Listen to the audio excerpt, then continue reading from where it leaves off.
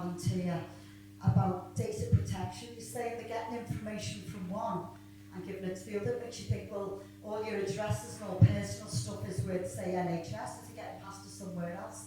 How will that affect us as activists, you know, if they're coming for us to try and find that information, and all this facial recognition when we're on our marches and demonstrations, and even if we're in a supermarket, the facial recognition is that they come for us at any time, and we know they're coming for anyone who is demonstrating for Palestine at the moment through the judicial system. We know what's happened with Palestine Action.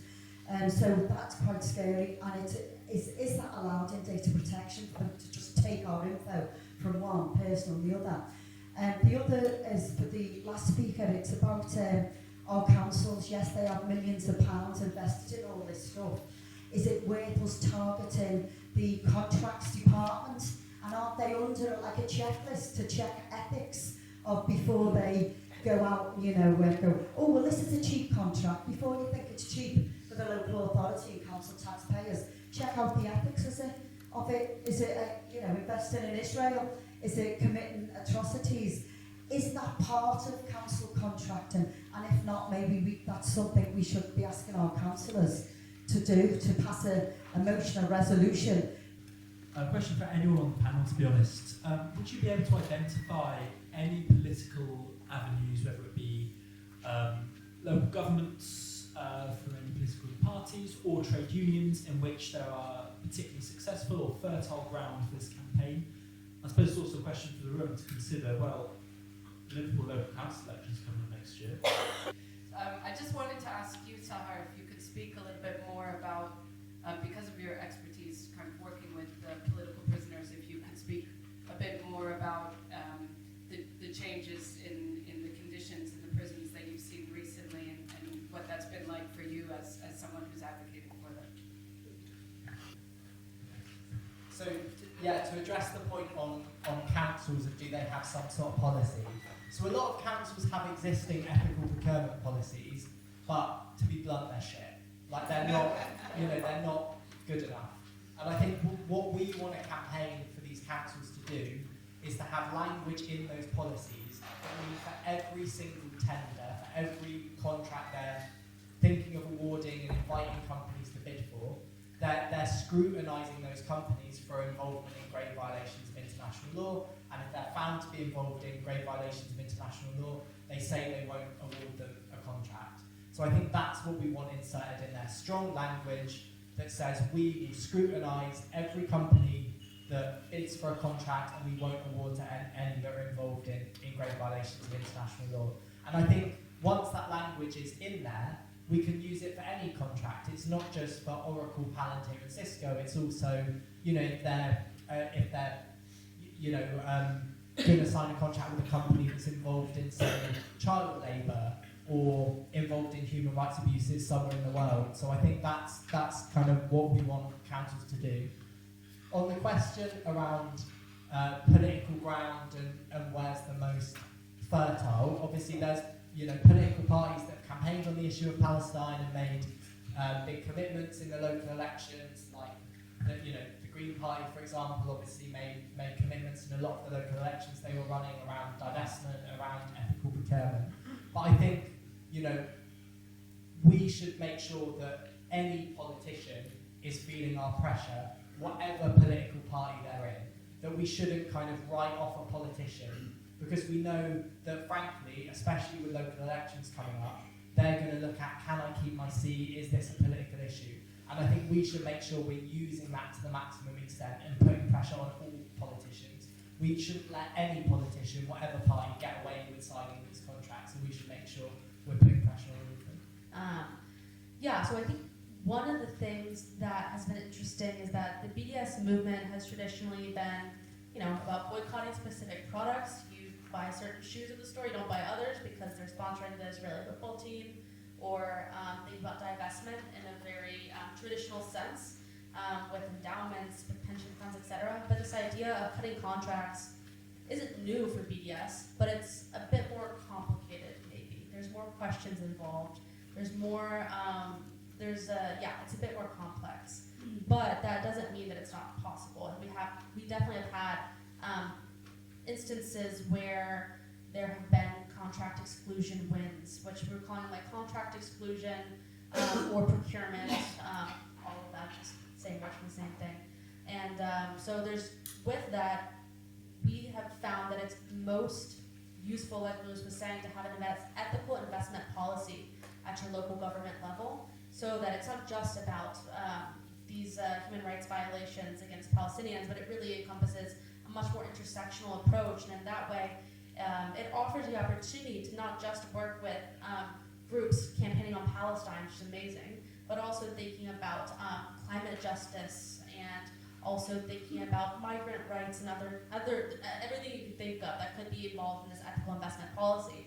And we have had times in municipalities where it mentions Palestine, but honestly a lot of times where it doesn't, because of what it's supposed to be is an overall human rights and other ethical framework.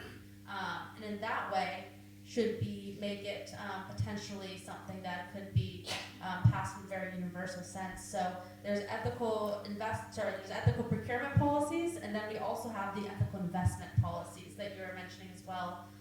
And a lot of municipalities or endowments, or even if you're investing your own funds, you put them into certain accounts that are labeled ethical accounts. And the interesting thing, actually brings up Palantir, was there were some wealth funds in Belgium and I believe in Norway that had to go, and they thought that they were invested all in ethical companies. And then it came to their attention that they were invested in Palantir, which was like, how did that pass in this ethical fund?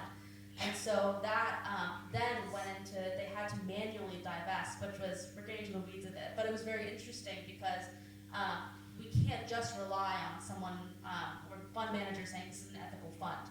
We also have to have certain policies in place. That's for the ethical investment policy and for ethical procurement as well. Who feels scared about the state of surveillance in the UK? Who feels like they have any idea of actions that they can take to reduce the surveillance of their activism and organising? Nice, okay. And who has the same password for multiple accounts? Okay, so I think when it comes to surveillance, there's things, so we need to understand what's possible. So what can the police currently do in the UK, for example, and how is that changing? But we also need to not scare ourselves into inaction, because that is part of the point of surveillance infrastructure, is to make it too difficult to organise. And we then need to also understand what often quite basic or quite easily accessible steps can we take as organisers and activists to improve the security within our groups without making our groups so inaccessible that nobody knows about our campaign, because we're only allowed to tell people who I've known since the age of 2. So surveillance is actually designed both to catch activists and to incriminate activists, but also to stop people from organising. And I think as surveillance architecture expands in the UK, we have a lot to learn from contexts like Palestine, where the surveillance architecture is more than we can currently even conceptualise in the UK, and yet people still organise. There are still movements, there are still organisers, there are still activists. So to answer the NHS data question specifically, no, they can't do that at the moment. So the point of Palantir architecture is that it makes that easier if the government were to rip up data sharing restrictions, which is what happened in the US, right? So each contract was given, not necessarily saying, oh, you can share this data with whoever you like, by the way, but then when an administration came in that was able to change all data sharing restrictions, that architecture was already set up to make that a lot easier. And that's basically what Reform want to do here. They want to rip up data sharing agreements and create a data sharing architecture between government departments. So by understanding the software and understanding what's possible, we can also understand, be a couple of steps ahead of what the kind of surveillance architecture in the UK is moving towards. And I think this is an interesting point about the UK state in general, is that Palantir, for example, is not making the UK government do things it doesn't want to do, right? This is the direction the UK government is moving in, and Palantir is a very good partner to do that with. So, the state has always done deportations, the UK state has always been involved in genocide and colonialism, and the police have always surveilled activists. But what we're seeing with big tech is this hyper efficiency of that state surveillance infrastructure, where big tech is able to offer, okay, well, you like doing deportations, we can do it for you faster and quicker and cheaper using mass data collections, and we can find more people using mass data collection. So what you see is this marriage between the state and big tech companies for what they both want, right? It's not that the state doesn't want these things. So when we're thinking about our organising, we are also kind of organising against what the state wants as well, and that's something for us to consider. And I think something that's very interesting about Palantir is they will say, we don't make the rules. If you guys elect a fascist, we'll just do what they tell us. But then obviously they put a lot of money into making sure that fascist gets elected. So yeah, it's just interesting to think about the marriage between the two. And then maybe one final point on the ethical procurement policy and why that's so important. Does anybody want to guess who the other bidder for the NHS contract was? It was Oracle. So the company that didn't get this massive contract that went to Palantir, the main other bidder was Oracle. So as a campaign, if we get this contract cancelled, great, and they turn around the next day and give it to Oracle, we've not actually established a precedent that you shouldn't be giving these contracts to these companies in the first place. So that changing the architecture of what the state does, and governments knowing that if you give a contract to a company like this again, you will have a 4-year campaign and workers refusing to use the technology and patients mass complaining to their hospitals, and establishing that you have that power not only for one company but for the issue in general.